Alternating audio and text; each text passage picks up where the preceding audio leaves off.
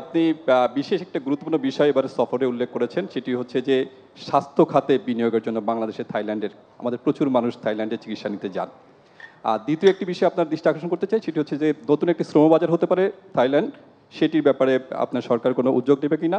এবং আমার মূল প্রশ্ন হচ্ছে যে গত জাতীয় সংসদ নির্বাচনকে উৎসবমুখর এবং ভোটারদের উপস্থিতি বাড়াতে এবং যখন একটি বড় রাজনৈতিক দল তার নেতৃত্বে নির্বাচন বর্জন করলো, তখন আপনি একটি অভূতপূর্ব এবং অভিনব সিদ্ধান্ত নিলেন যে আপনার দলের মনোনীত বাইরেও মানে যেন মানুষ আপনার দলের লোকরা যত সেখানে অংশগ্রহণ করতে পারে এবং লড়াই করতে পারে, এবং যার ফলে সেটি একটি ভোটের উৎসবে পরিণত হয়েছিল। আমার মূল প্রশ্ন হচ্ছে যে আপনি এবার উপজেলা নির্বাচনে একই পদ্ধতি আপনি নিয়েছেন এবং দলের প্রতীক দেননি, এবং সেই সাথে আপনার দলের মন্ত্রী এমপি তাদের স্বজনরা যাতে প্রভাব বিস্তার না করতে পারে, নির্বাচনে অংশ নিতে না পারে, বা তারা এই নির্বাচনকে নিজেদের মতো করে কর্তৃত্ব মানে নির্ধারণ না করতে পারে, সেই জন্য আপনি সিদ্ধান্ত দিয়েছিলেন। কিন্তু প্রথম দফা আপনার ইতিমধ্যে প্রত্যাহার হয়ে গেছে, দ্বিতীয় দফা প্রত্যাহার সম্পন্ন হয়ে গেছে, কিন্তু এই সিদ্ধান্ত দল পর্যায়ে আমরা দেখছি যে অনেকেই মানছেন না, মানে কেউই মানেননি বলা যায়। এক্ষেত্রে আপনার দল কতজন আপনার কাছে হিসাব আছে কতজন আছে? আবার দুই দফা মিলিয়ে আপনার আছে প্রায় হচ্ছে হলো 37-38 জনের মতো আপনার মাত্র। টোটাল উপজেলা কত? আচ্ছা আচ্ছা, আর একটা হচ্ছে ফ্যামিলি ফর্মুলা কি, পারিবারিক ফর্মুলা কি? নিজে, ছেলে মেয়ে, স্ত্রী, এই তো। তা আপনার এটা হিসাব করেন তো কয়জন ছেলে মেয়ে আর কয়টা স্ত্রী দাঁড়িয়েছে? এর বাইরে তো আর পরিবার ধরা হয় না।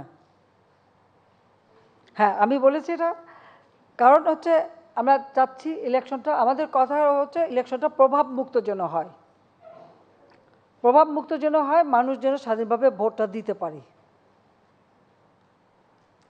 সেটাই হচ্ছে আমাদের লক্ষ্য।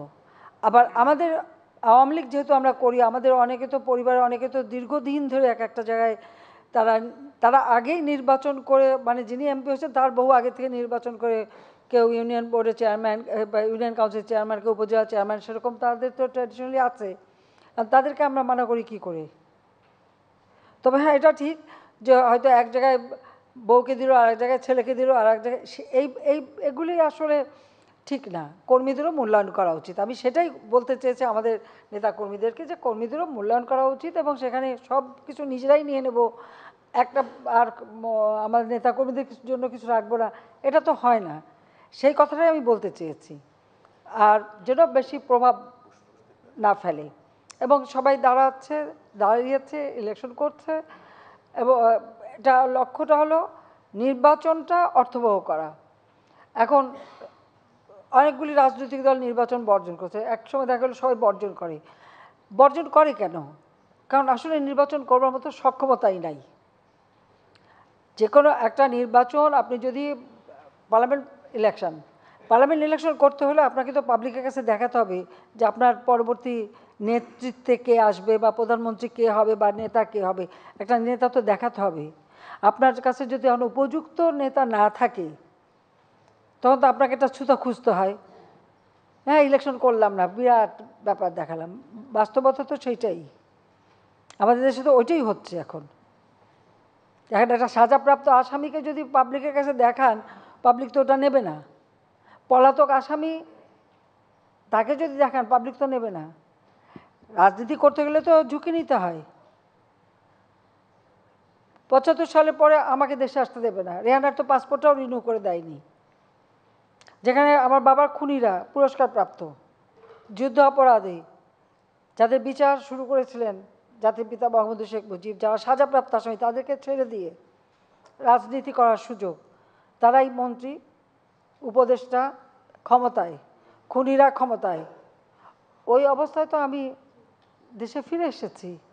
হ্যাঁ, আমার জীবন ঝুঁকিপূর্ণ ছিল, বারবার আঘাত এসেছে, কিন্তু আমি বেঁচে গেছি। এটাই হয়তো অনেকের ভালো লাগেনি যে এতবার মারার চেষ্টার পরে বেঁচে গেলাম কেন। এই যে ঠাকুরমার ঝুলিতে আছে না, যে তবু মরিল না সতীনের পুত, ঠাকুরমার ঝুলির গল্প কিন্তু আছে, বারবার চেষ্টা করে কিন্তু মরে না। লাল কমল, নীল কমল, কত কাহিনী আছে। তো সেভাবে আমি বারবার, হ্যাঁ, বেঁচেও যাচ্ছি, ইলেকশন জিতে বারবার ক্ষমতায় এসেছি। আর আওয়ামী লীগ ক্ষমতা আসছে বলেই তো আজকে দেশের উন্নতিটা হয়েছে। আওয়ামী লীগ ক্ষমতা আসছে বলেই তো আজকে অন্ততপক্ষে বিশ্বব্যাপী মাথা উঁচু করে দাঁড়াবার বা কথা বলার একটা সুযোগ সৃষ্টি হয়েছে বাঙালিদের। আগে তো তা ছিল না। বাংলাদেশ শুনলেই বলতো, ও বন্যা, ঝড়, দুর্ভিক্ষ, গরিব, ভিক্ষুকের জাত, সেটাই তো বলতো। তো সেই দুর্নামটা ঘষাতে পেরেছি কি না, সেটাই হচ্ছে বড় কথা। আর নির্বাচন, ঠিক আছে, আরও অনেক দেশে তো নির্বাচন হচ্ছে, আমরা দেখব, আমরা অবজারভার টিমও পাঠাবো, দেখি কেমন নির্বাচন হয়। হ্যাঁ, সেখানকার মানুষ কীরকম ভোট দেয় আমরা দেখব। আমরা তো, আমাদের চেষ্টা হচ্ছে আস্তে আস্তে এই প্রক্রিয়াটাকে আরও গণমুখী করা এবং আরও স্বচ্ছ করা। এই প্রথম আমরা আইন করে নির্বাচন কমিশন গঠন করেছি, আগে তো এটা কখনো করেনি।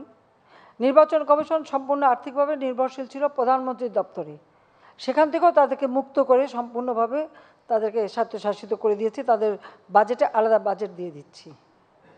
প্রত্যেকটা ক্ষেত্রে আমরা কিন্তু এটা নিশ্চিত করতে চাই যে দেশের মানুষ তার ভোটের অধিকার, তার হচ্ছে গণতান্ত্রিক অধিকার, সাংবিধানিক অধিকার, সেই অধিকারটা যেন সে প্রয়োগ করতে পারে। এখন আমরা দেখছি যে কোনো কোনো দল থেকে বলা হচ্ছে কেউ নির্বাচনে যাবেন না, ভোটে যাবে না, মানুষকে মানা করা হয়। তো মানুষ কেন ভোটে যাবে না? ভোট দেওয়া তো তার অধিকার। তার এলাকায় সে কাকে চায় তাকে সে ভোট দেবে।